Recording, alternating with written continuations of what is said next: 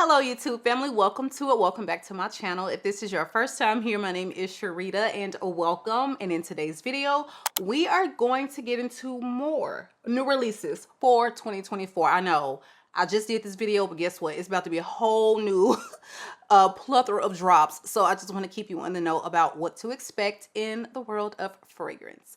So without further ado, let's jump right in. Okay, so of course the one I'm most excited about is going to be from the house of Maison Crivelli, and this is going to be a tuberose, we think, fragrance from the nose of Quentin Beige. They have collaborated with him for this new release, and they're giving us like just these little drops of maybe what we can expect, you know, blurred out pictures of florals and things of that nature. So I don't know all of the notes, but I do think it's going to be a tuberose dominant fragrance. And it's actually quite odd. The first three on this list are tuberose fragrances. So I think tuberose is about to have a moment in 2024. So if you're a tuberose girly, this is your time, all right? The launch date for that one is March 1st, right around the corner. So I don't think this will be one I will blind buy. I have to see all of the notes for me to determine that. But I like tuberose. Just depending on what it's coupled with. I do have to smell it first. So I'm excited about the release. It's supposed to be something beautiful, sparkling, I would assume feminine.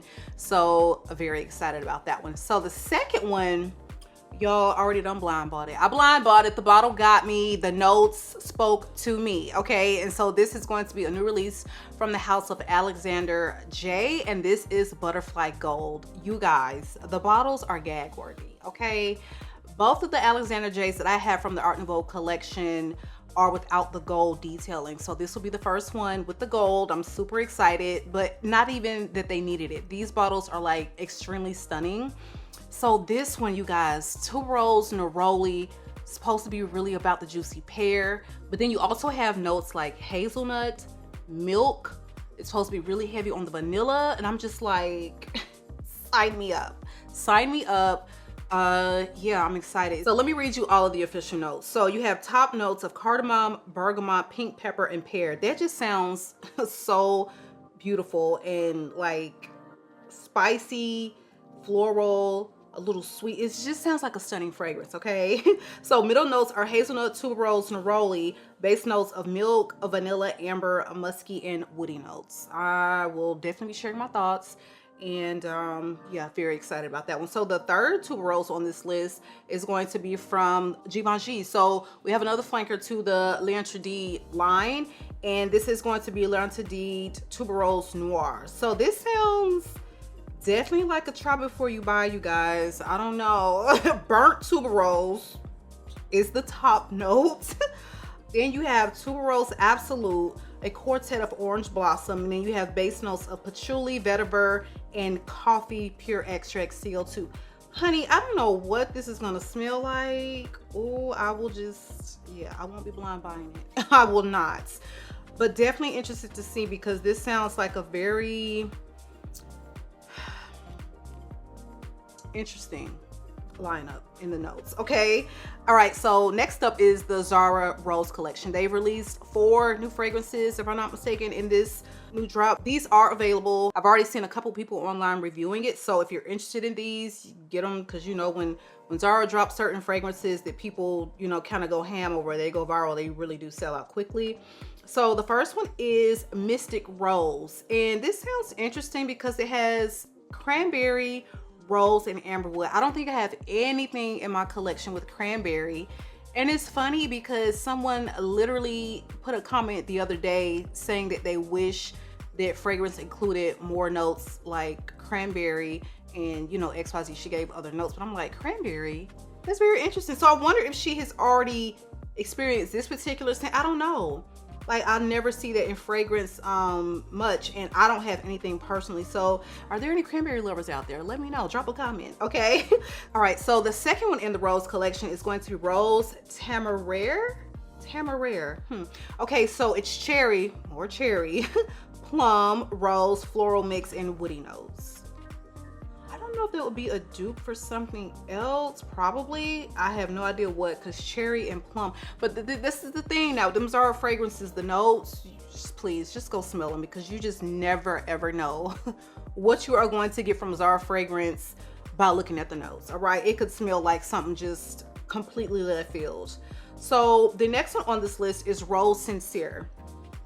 And so this is your Rose Lychee Praline. It's probably very, I would think, Delina-esque, but maybe a little sweeter. Sounds beautiful. And then the last is C'est La Rose, and this is Rose, Pink Pepper, and Guayacwood.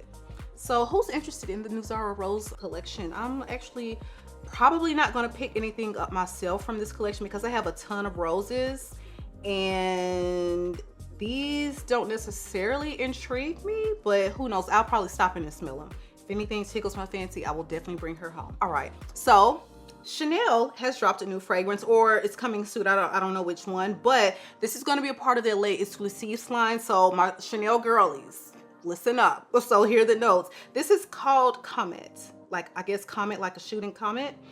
I don't know. Okay.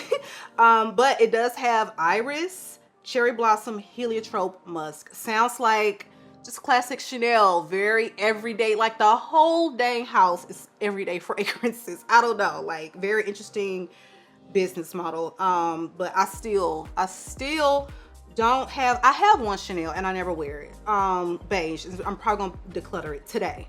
But I still don't have any Chanels in my collection that I love. Like, can somebody put me on? Don't tell me nothing with no patchouli. Please, like, I can't. And that's the thing, Chanel fragrances, they go hard on patchouli, and that's why I really typically don't vibe with them. I think even with the Chance line, like, those aren't, you know, patchouli prominent fragrances at all, but it's just something weird about the reaction that the florals have on my skin. It's very interesting. So even the Chance line didn't work for me. I'm desperate. I want to be a part of the club, like at least in the line to get into the club. Somebody give me, and no, Coromandel, I can't. The patchouli is too strong.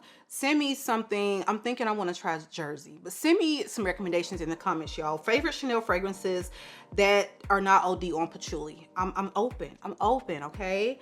So the next one is going to be a new release from Kilian, and this is called Sun-Kissed Goddess. Now, Kilian, y'all better get this fragrance right. We have not been impressed with these releases, okay? Something about this acquisition. We know it's gonna go, you know, a certain way, but it's really starting to go downhill with these releases. So come through. All right, this one is going to be from a nose that has done a lot of Kilians in the past, so I have faith.